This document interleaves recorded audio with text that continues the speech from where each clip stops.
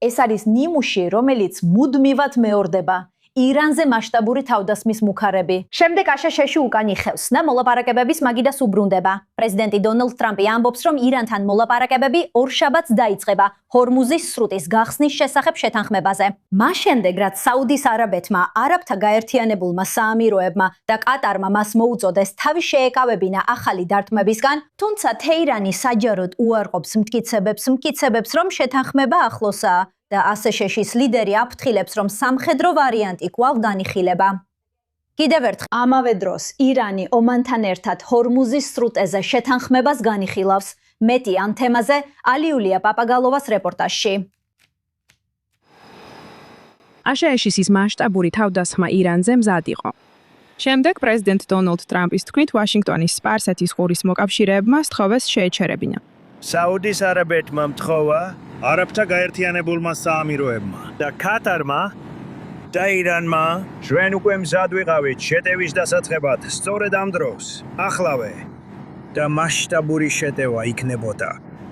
ტრამპი ამბობს, რომ დაგეგმილი ოპერაცია მეორე მსოფლიო ომის შემდეგ ყველაზე დიდი შეტევა იქნებოდა. მაგრამ მას შემდეგ, რაც ის სპარსეთის ყურის ლიდერებს, განსაკუთრებით საუდის არაბეთის მემკვიდრე პრინც მოჰამედ ბინ სალმანს ესაუბრა, გადაწყვიტა დიპლომატიას კიდევ ერთი შანსი მიეცა. ახლა მოლაპარაკებების დაწყება ორშაბათ ნაშუა დღეს არის ნავარაუდევი. პირველი მიზანია ჰორმუზის სრუტის გახსნა, სადაც ირანმა ომის განმავლობაში არაერთხელ შეუტია ან შეზღუდა გემების მოძრაობა. ახლა კი რასაც ვაკეთებთ, არის ის, რომ ვესაუბრებით მათ მოლაპარაკების გზით. მაგრამ უკვე არსებობს სხვადასხვა ვერსია იმის შესახებ, თუ რას შეიძლება მოიცავდეს ნებისმიერი შეთანხმება. დონალდ ტრამპმა მიანიშნა, რომ ერთმა შეთანხმებამ შეიძლება ორივე საკითხი მოიცვას: ჰორმუზის სრუტის უსაფრთხოება და ირანის ბირთვული განიარაღება. ამასობაში ისლამური რესპუბლიკა ამტკიცებს, რომ ჰორმუზი აღარ დაბრუნდება ომამდე არსებულ მდგომარეობაში და უარს ამბობს ბირთვულ პროგრამაზე საუბარზე. ნახეთ, როგორ დასრულდება ეს. ჩვენ მზად ვართ ნებისმიერ დროს დავიწყოთ, როცა გვინდა. მირჩევნია, შეთანხმება მივახციო? მე არ მინდა ადამიანების მოკლა. ისრაელისთვის ეს მოულოდნელი ცვლილება ასევე აჩენს კითხვებს. გავრცელებული ინფორმაციით, ისრაელი სავარაუდოდ მონაწილეობას მიიღებდა თავდასხმაში, მაგრამ შეერთებულ შტატებს უთხრა, რომ თუ ეს სერიოზულად არ დააზიანებდა ირანის რეჟიმს, ვისი განხორციელება აზრს დაკარგავდა. მოლაპარაკებებმა შეიძლება სამხედრო მოქმედება უახლოესი დღის წესრიგიდან გადაეტანა, მაგრამ ჯერ შეთანხმება არ არსებობს და ჰორმუზსა და ირანის ბირთვულ პროგრამაზე სერიოზული უთანხმოებებია. ამიტომ ესკალაციის საფრთხე კვლავ რჩება. დამატებითი ინფორმაციისთვის სასიამოვნოა სტუდიაში მივესალმო რეზერვის გენერალ-მაიორს ეითან დანგარდს, რომელიც იყო სამი თავდაცვის მინისტრის სამხედრო მდივანი და ასევე ისრაელის თავდაცვის ძალებში მთავრობის საქმაქმიანობის ყოფილი კოორდინატორი პალესტინის ტერიტორიებზე. ჩვენი უფროსი ახლო აღმოსავლეთის კორესპონდენტი არიელ ოზერანი და უსაფრთხოების ანალიტიკოსი იუნათან რეგევი რაპანელია. მადლობა ბატონებო, ვაფასებ თქვენ საკყოფნას. მინდა დავიწყო შეერთებული შტატების სტრატეგიით ეითან. მერკების საფრთხეები, ცივილიზაციების განადგურება, გინება და ყვირილი. შეტევები გარდაუვალია და შემდეგ ბოლო წუთს უკან დახევა. რას ფიქრობთ ამაზე? კიდევ რამდენ ხანს შეიძლება ეს გაგრძელდეს? ამ პირობებში ეს მოსვლა-წასვლა, გაფრთხილებები, ძალიან მაღალი მზადყოფნა და ამერიკის შეერთებული შტატების მოქალაქეებისათვის ტერიტორიის დატოვების მოთხოვნა, ჩემი აზრით, მხოლოდ ერთი მიმართულება. ეს ნიშნავს, რომ შეერთებული შტატები ცდილობს თამაშის დასრულებას. რას ნიშნავს თითქმის მთელი ტერიტორიის პრობლემის გადაწყვეტა? თქვათ, ტრანსპორტირება შიგნით და გარეთ, მოძრაობა. ეს ნიშნავს ენერგეტიკული გლობალური პრობლემის გადაწყვეტას, რომელიც ირანმა შექმნა. მეორე მხრივ, ისრაელი ჯერ კიდევ იმავე ადგილზე არ არის. ეს უკვე დაწყებულია. რას ნიშნავს ის, რომ ისრაელი არ არის პარტნიორი დონალდ ტრამპის სამწუხარო გადაწყვეტილებებში? და რა იქნება მაშინვე რეაქცია? რომ ბირთვული რაკეტები ეხლა ძალიან შორსაა, რომ მათზე საუბარი დაიწყოს. მაშ რა არის ჩემი შეფასება? ჩვენ გვექნება მოსვლა და წასვლა. ბოლოს როგორღაც გადაწყვეტას ვიპოვით. ეს არ აძლევს ძლიერ მხარდაჭერას შეერთებულ შტატებს მომავალში, რადგან ამ რეგიონში და ასევე მსოფლიოს სხვა რეგიონებში ბევრი ქვეყანა აკვირდება ასეთ პოლიტიკას. ეს არ აძლევს დადებით ქულებს. და არიელ, ირანი ამბობს, რომ მოლაპარაკებები საერთოდ არ მიმდინარეობს და სულად უარყოფს იმას, რასაც აშშ-ის პრეზიდენტი ამბობს. მაგრამ ჩვენ ვიცით, რომ ირანი და ომანელები საუბრობენ რაღაც ნაბიჯებზე ჰორმუზის სრუტეში. რა არის ბოლო ინფორმაცია? ირანი ცდილობს გაამქაროს თავისი კონტროლი ჰორმუზის სრუტეზე და აწარმოოს მოლაპარაკებები ომანთან. ეხლა აქამდე ეს მოლაპარაკებები გარკვეულწილად შიხში შევიდა, რადგან ომანი უარს ამბობს ირანს ლისცეს სრული კონტროლის სრუტეზე. ამას აქვს კავშირი შეერთებულ შტატებთან. ომანმა შემოიტანა ალტერნატიული სამხრეთის მარშრუტი, რომელიც საშუალებას მისცემს სრუტეში გამავალ გემებს ისარგებლონ მარშრუტით, რომელიც უფრო ახლოსაა ომანის ტერიტორიასთან. ეს არის ის, რასაც ირანი მისი აზრით ვერ დაუშვებს. რატომ? იმიტომ რომ თუ გემები მის ტერიტორიას მოშორებით გადაადგილდებიან, ვერ დაემუქრება მათ. და შესაბამისად, სრუტეზე ეფექტური კონტროლი აღარ ექნება. ასე რომ ირანი ცდილობს უზრუნველყოს, რომ მხოლოდ ერთი მარშრუტი არსებობდეს და ეს მარშრუტი მის სანაპირო ზოლთან ახლოს გაივლის. რომ თუნდაც ამ ხომალდებს არ დაესხას თავს, მუქარა მაინც რჩება. ამიტომ ირანისთვის ეს იმას ნიშნავს, რომ ის არ ელოდება ამ საკითხზე მოლაპარაკებას შეერთებულ შტატებთან, არამედ პირდაპირ ომანს მიმართავს.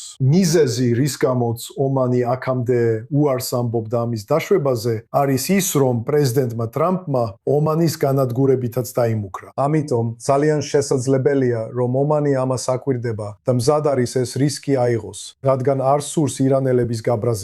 ის აგრძელებს თავისი შემრიგებლური პოლიტიკის გატარებას და შეიძლება აღმოჩნდეთ ისეთ სიტუაციაში, სადაც ირანი და ომანი შეთანხმდებიან, რომ ირანი ირანის სრულად აკონტროლებს სრუტეს აშშ-ის ჩარევის გარეშე. ეს ნამდვილად შოკის მონგრელი იქნებოდა.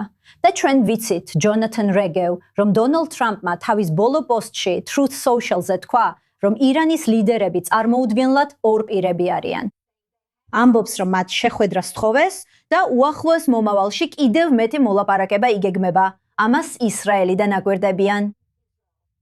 ისრაელი პირდაპირ არ ზიანდება ჰორმუზის სრუტისგან, მაგრამ მას ნამდვილად ახდენს გავლენას ეს განმეორებადი ტაქტიკა, რომელიც მიუთითებს, რომ ირანის რეჟიმზე თავდასხმა მოახლოებულია. შესაძლოა, ისრაელი ჩაერთოს ამ პროცესში და შემდეგ ისევ მოლაპარაკებების მაგიდასთან დაბრუნდეს. ისევ იმ ძალიან პრობლემურ ურთიერთგაგების მემორანდუმთან. მოდით უბრალოდ ვცადოთ გავიგოთ რა მოხდა ისრაელში გასულ შაბათ-კვირას. ყველაფერი დაიწყო პარასკევს, როცა ვითარება გამწვავდა და ჩანდა, თითქოს მოვლენები შეიძლება კიდევ უფრო დაიძაბოს და ისრაელიც ჩაერთოს. კიდევ ერთხელ, ათასობით ისრაელმა ან გააუქმა, ან გადაწყვიტა, რომ დროა გააუქმოს თავისი შვებულება ზაფხულის სასკოლო არდადეგების პიკზე, რადგან ახსოვთ, რომ წინა ორ შემთხვევაში ისრაელები უცხოეთში დარჩნენ და ვერ დაბრუნდნენ სახლში. ეს ერთი საკითხია. მთელი საჰაერო თავდაცვის სისტემა უმაღლეს მზადყოფნაზე გადაიყვანეს, შესაძლოა რეზერვისტებიც კი ჩართეს და ყველა სისტემა მაქსიმალურ მზადყოფნაზე იყო. ეს ფული ჯდება, ეს ძვირია, ეს დიდ ხარჯებთანაა დაკავშირებული. ეს კიდევ უფრო ამძიმებს ისედაც, ჩემი აზრით, გადატვირთულ საზოგადოებას. და შემდეგ ისინი იღვიძებენ კვირა დილით და აცნობიერებენ, რომ ამჯერად არაფერი მოხდა. იქნებ ერთ კვირაში, იქნებ ორ კვირაში, ვნახავთ რა მოხდება, როგორც პრეზიდენტი ამბობს. ესე რომ ეს ძალიან სტრესულია, ისრაელი შეიძლება პირდაპირ არ იყოს ჩართული, მაგრამ პირდაპირ ზემოქმედებას განიცდის და ამჯერად ყველა შეფასება იყო, რომ ისრაელი ერთგვარად მაინც მიიღებდა მონაწილეობას ამ კამპანიაში. ეს მუდმივი მერყეობა დიდ ზიანს ატენებს. თუ ისრაელის მოსახლეობას ამერიკულს შევადარებთ, მაშინ რა თქმა უნდა შეერთებულ შტატებში გარკვეული ეფექტი აქვს, როცა ხედავენ, რომ მათი პრეზიდენტი ამბობს, კი, მერე არა, მერე ისევ კი, მერე ისევ არა. აქ კი ეფექტი მტრისიერია. ხალხი უბრალოდ აუქმებს გეგმებს, არ იციან რა გააკეთონ. და გუცფელად რო ვთქვა, არ ვფიქრობ, რომ ეს შეიცვლება მომდევნო თვეებში სულ მცირე შუალედურ არჩევნებამდე. და მოდი კიდევ რაღაც გავიხსენო. დაახლოებით 1 კვირით ადრე შუალედურ არჩევნებამდე, აქაც არჩევნებია, ესე რომ ნახავთ რა მოხდება. ბევრი საინტერესო ვადა გვაქვს, როგორც შეერთებულ შტატებში, ასევე ისრაელშიც. ბატონებო, დარჩით ჩვენთან. ეხლა კიდევ ბევრი გვაქვს განსახილველი. მინდა კიდევ ერთი სტუმარი ჩავრთო. დიდი სიამოვნებაა, რომ მივესალმო ერიკ მანდელს, ახლო აღმოსავლეთის პოლიტიკური ინფორმაციის ქსელის დამფუძნებელსა და დირექტორს და ასევე უსაფრთხოების უფროს რედაქტორს ჯერუსალემ რიპორტში. ის ახლა ფლორიდიდან გვიერთდება. დიდი მადლობა, რომ დრო დაგვითმეთ. ამ რეგიონში ბევრი ადამიანი შოქშია ბოლო მოვლენებით. ჩვენ სტუდიაში ვსაუბრობდით, რომ სამხედრო მოქმედებები მოახლოებული იყო, სანამ როგორც ჩანს, საუდის არაბეთმა არ დარეკა. ასევე ყატარმა და არაბთა გაერთიანებულმა საამიროებმა. ირანმაც გამოხატა თავისი წინააღმდეგობა და დონალდ ტრამპმა მოусმინა. თქვენი აზრით, ზედაპირზე ასე ჩანს, ასე განვითარდა ყველაფერი? პირველ რიგში დიდი მადლობა რომ აქ და რომ მიმიღეთ. ხანდახან ისეთი შეგრძნებაა, თითქოს ყველანი მარმოტის დღის ირანული ვერსიის მონაწილეები ვართ, სადაც პრეზიდენტი თითქმის ყოველდღე დიპლომატიიდან ესკალაციის მუქარებზე გადადის. ირანის რევოლუციური გვარდია ფიქრობს, რომ პრეზიდენტს სასწრაფოდ სურს დიპლომატიური შეთანხმება. ამიტომაც დღევანდელი დღის განხილვა დიპლომატიური ინიციატივა, რომელიც ირანსა და შეერთებულ შტატებს შორის პირდაპირ არ არის, ხელახლა შეფუთული ურთიერთგაგების მემორანდუმია. სხვაობა იმაშია, რომ ჩემი აზრით კატარის წარმომადგენლები ტრამპს უჩევენ მიიღოს შეთანხმება, რომელიც უფრო მეტად შეესაბამება ჰორმუზთან დაკავშირებით ურთიერთგაგების მემორანდუმის ირანულ ინტერპრეტაციას. და შემდეგ პრეზიდენტს შეუძლია ამას გამარჯვება უწოდოს. ესე თქვა კატარის მიერ კონტროლირებადმა ალ-ჯაზირას მედიამ ერთ-ერთ სტატიაში. სტატიაში ნათქვამია, რომ აშშ-მ უნდა მისცეს შესაძლებლობა მემორანდუმის მეხუთე მუხლს, რათა ომანი და ირანი თავად გადაწყვიტონ ჰორმუზის სრუტის კონტროლი. ასევე სტატიაში პირდაპირ წერია, რომ ბირთვულ შეთანხმებაზე უნდა დაივიწყონ. ეს არის საუკეთესო, რასაც ამერიკელები ამ ეტაპზე მიიღებენ. როდესაც პრეზიდენტი ტრამპი ესკალაციით იმუქრება, რეჟიმი ფიქრობს, რომ ის საბოლოოდ დეესკალაციას მიმართავს, რადგან ასე იქცეოდა ოვალ ჯერზე, ასე რომ პარასკევს მან თქვა, ციტატა: "იცით, ერთ მომენტში ისინი იტყვიან, რომ უბრალოდ ვეღარ აიტანენ ამას. არ მჯერა, რომ ირანელები ასე ფიქრობენ. ირანს აქვს მარტივი პოლიტიკა. მათი სტრატეგია ნავთობის ფასების გაზრდა, ამერიკელი ჯარისკაცების ჩათრევა, როდესაც ხდება ძალადობრივი მოქმედება და სამიზნეების გაფართოება სპარსეთის ყურეში, რათა დააშინონ ყურის ქვეყნები. და ისინი იმაზე არიან დამფრთხობილი, რომ პრეზიდენტი არ დაემუქრება იმით, რისიც ირანის რევოლუციურ გვარდიას ყველაზე მეტად ეშინია. რაც არის ირანული ოპოზიციის მხარდაჭერა, ჰორმუზის სრუტის ძალით გახსნე და მკაცრი ეკონომიკური ზეწოლის განხორციელება. და ამის ერთადერთი გზა არის ამერიკელი ხალხის თვის სიმართლის თქმა და იმის თქმა, რომ ჩვენ რეალურად გავხსენით ჰორმუზის სრუტე 8 წლის განმავლობაში 1980-იან წლებში. ეს სასიამოვნო არ იყო, მაგრამ ჩვენ შევძელით ამის გაკეთება ქუვეითის ტანკერების ესკორტით იმ დროს და ეს ირანელებს წაართმევდა მათ მთავარ ბერკეტს. უბრალოდ არ ვიცი მართლა აქვს თუ არა ჩემს ქვეყანას რეალური სტრატეგიული გეგმა თუ რა უნდა გააკეთოს. რაც შეეხება სტრატეგიულ გეგმებს, თუ რა მოხდება შემდეგ, ძალიან მაინტერესებს თქვენი აზრი ამ ალტერნატიული სტრატეგიების შესახებ ანგარიშებზე. CNN იუწყება, რომ CENTCOM ეძებს კრეატიულ ან არატრადიციულ გზებს ირანის დასასჯელად. რას ფიქრობთ ამ ცდელობაზე, ამ crowdsourcing-ის სტილის ელფოსტაზე? როგორც ჩანს, CENTCOM-ის ერთ-ერთი სადაზვერვო ოფიცერი ამ ელფოსტას დიდ ჯგუფ სამხედრო ანალიტიკოსებს უგზავნის. ნამდვილად შეიძლება ითქვას, რომ ეს არის ჩარჩოებს მიღმა აზროვნება.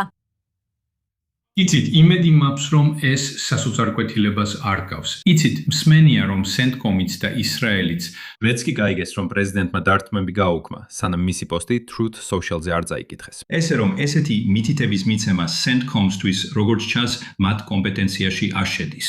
გულისხმობ, ისინი სამხედრო ესკალაციებსა და სტრატეგიულ და ტაქტიკურ უპირატესობებზე არიან ორიენტირებულნი. ეს რომ ვიმედოვნებ, არის რაღაცები, რაც ჩვენ არ ვიცით და რაღაცები კულისებში ხდება, მაგრამ კიდევ ერთხელ, თუ არ აპირებთ ჰორმუზის სრუტის გახსნას, თუ არ აპირებთ ირანის ხალხის დახმარებას, თუ არ აპირებთ სანქციების გამკაცრებას და არ დახურავთ მარშრუტებს, რომლითაც ირანელები ნავთობს გააქვთ და სხვა გადაზიდვებს ახორციელებენ კასპიის ზღვის გავლით და მსგავსი გზებით. ეს შეიძლება ძალიან დიდ ხანს გაგრძელდეს და ირანი თავს ძალიან კომფორტულად გრძნობს, რადგან ფიქრობს, რომ დრო მის მხარესაა. მართლა ესე ჩანს, თითქოს მათ კიდევ უფრო მეტი დრო იღიდეს. ირანელები ძალიან კარგად ახერხებენ სწორედ ამას. ერიკ მანდელი, პირდაპირ ეთერში ფლორიდიდან. ყოველთვის ვაფასებ თქვენს ანალიზს. დიდი მადლობა, რომ იყავით ჩვენთან გადაცემაში.